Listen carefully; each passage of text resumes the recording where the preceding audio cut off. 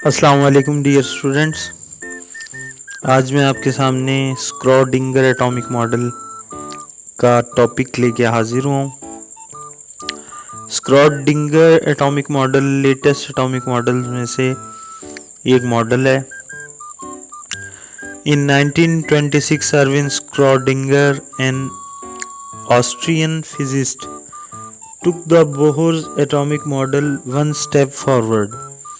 1926 میں اروین اسکروڈنگر نامی ایک آسٹریا کے طبیعیات دان نے نیل بوہر کے ایٹامک ماڈل کو مزید آگے بڑھایا۔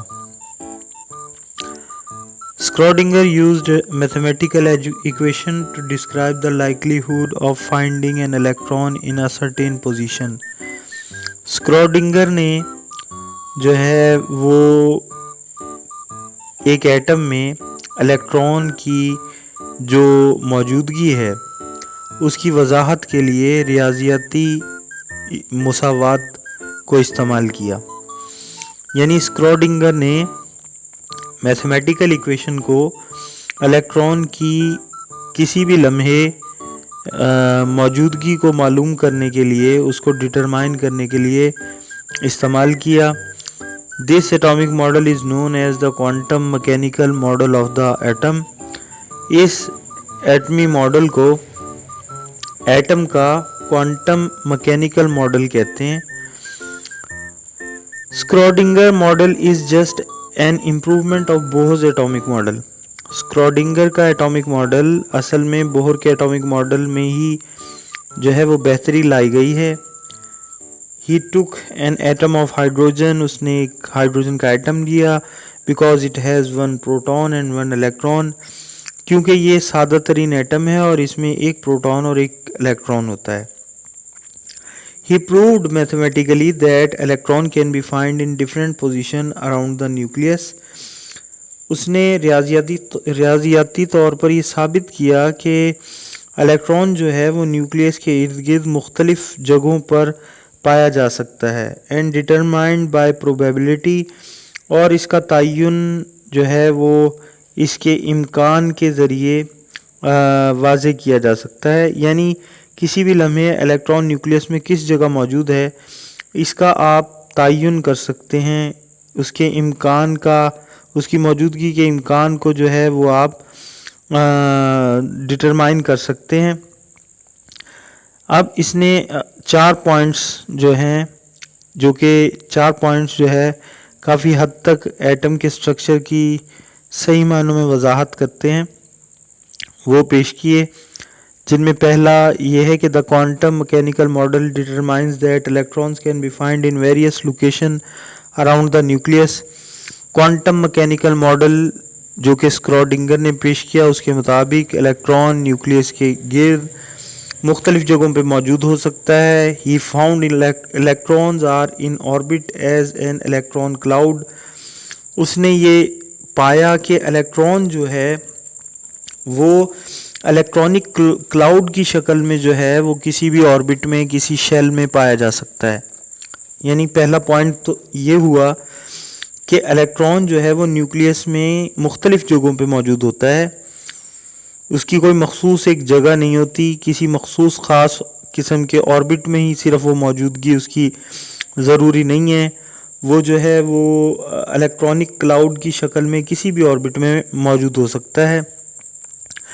Number 2، each subshell in an orbit have different shapes.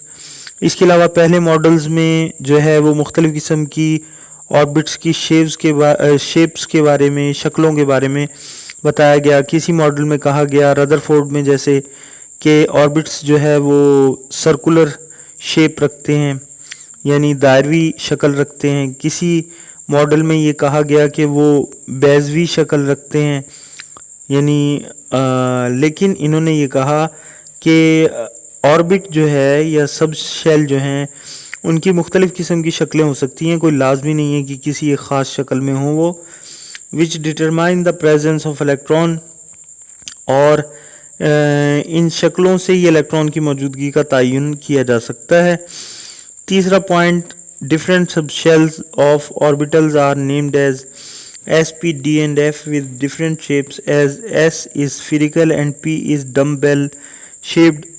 मुख्तलिफ सब शेल्स को ऑर्बिट्स के जो मेन शेल हैं उनके सब शेल्स भी होते हैं, जैसे कि के शेल का एक ही सब शेल होता है, एस सब शेल उसको कहते हैं. इसी तरह एल के दो होते हैं, एस और पी. एम के तीन सब शेल्स होते हैं, एस पी और डी. और एन शेल के चार सब शेल्स एस पी डी और एफ होते हैं. तो ये शेल जो है शक्लों के लिहाज से, जैसे एस सब शेल जो है वो स्फीरिकल हो सकता है और पी सब शेल जो है उसकी शक्ल एक डम्बेल जैसी हो सकती है.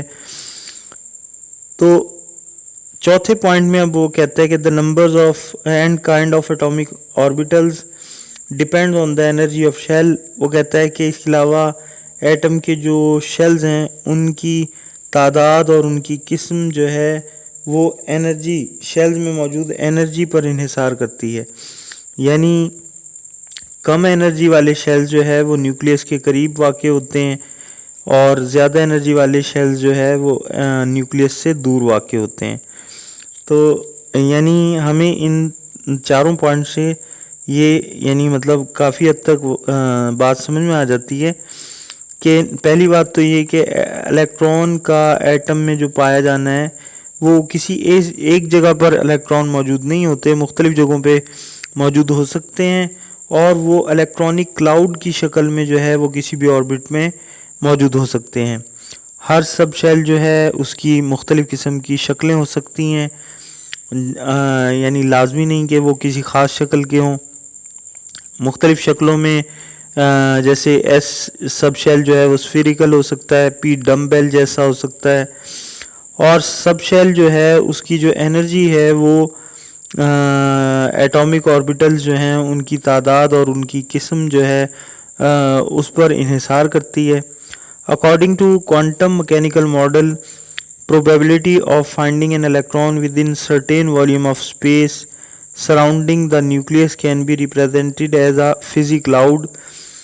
क्वांटम मैकेनिकल मॉडल के मुताबिक जो है एटम का जो है वो किसी भी ऑर्बिटल में पाया जाना वो एक क्लाउड की शक्ल में होता है, यानी मतलब इलेक्ट्रॉनिक क्लाउड जिसे हम कहेंगे. If the cloud is denser the probability of finding electron is high. जहाँ पर जो है वो क्लाउड जो है वो गहरा हो तो वहाँ पर इलेक्ट्रॉन के होने का इम्कान भी ज़्यादा होता है. Which are called atomic orbitals. और जो है जिन ऑर्बिटल्स में ये डेंस क्लाउड जो है वो पाया जाता है उनको एटॉमिक ऑर्बिटल्स कहते हैं. Detail and mathematical derivation will be discussed in next classes.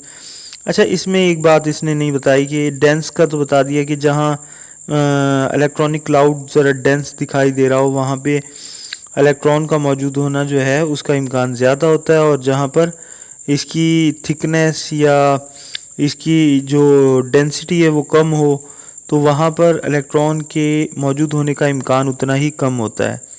मज़ीद ये कि उसने ये कहा कि इसकी जो मैथमेटिकल डेरिवेशन या जो इक्वेशन है जिसके ज़रिए आप जो है किसी भी इलेक्ट्रॉन की जो मौजूदगी है उसको आप उसका तयन कर सकते हैं, उसको नेक्स्ट क्लासेस में अपर क्लासेस में जो है वो पढ़ाया जाएगा.